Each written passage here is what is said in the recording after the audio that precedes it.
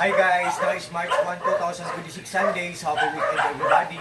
Guys, sa video ko to, i-reflex ko na naman again ang aking NSP na sandal. Ito guys, oh. Kasi nowadays guys, believe me or not guys, sa wala kayo sa hindi. Sa ngayon guys, for now guys, nagtitrending to ngayon.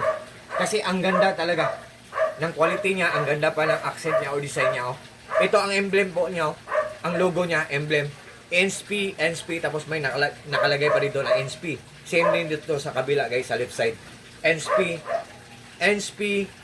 tapos NSP. Tapos ang apakan niya guys, meron ding logo na NSP, tapos NSP. Pero pasensya na kayo guys, medyo madumi kasi anytime ko itong ginagamit guys. Guys, ang ganda talaga niya kasi hindi siya basta-basta dinikit lang. Hindi siya basta-basta matatanggal lang, hindi siya basta-basta masisira lang.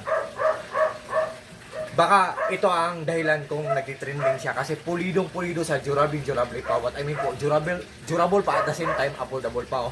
Oh, hindi siya basta-basta matatanggal lang, hindi siya basta-basta dikit lang kasi you know why guys, tingnan nyo guys, 1, 2, 3, 4, 5, 6. Same din sa left side guys, 1, 2, 3, 4, 5, 6, diba? Ang ganda guys, And guys, sa akin guys, ang color sa akin, color brown. Kung hindi nyo bet ang color brown, just trust me, just click my link and just try po. Subukan nyo lang po. May mag-a-appear na mga choices doon. May color white doon, may color black doon. So, it's up to you po kung ano po ang gusto nyo na kulay at kung ano ang sakto na size nyo sa paa nyo. Marami pong mga available na sizes po dito. I-try nyo lang guys. Ang ganda ng kulay, ang ganda ng disenyo.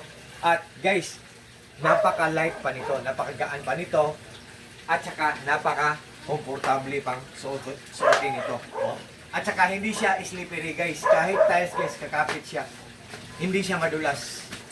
Ang ganda talaga ng quality guys.